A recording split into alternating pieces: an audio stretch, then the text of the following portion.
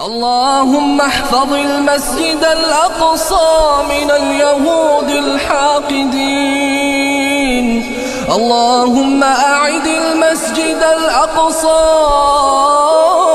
إلى رحاب المسلمين.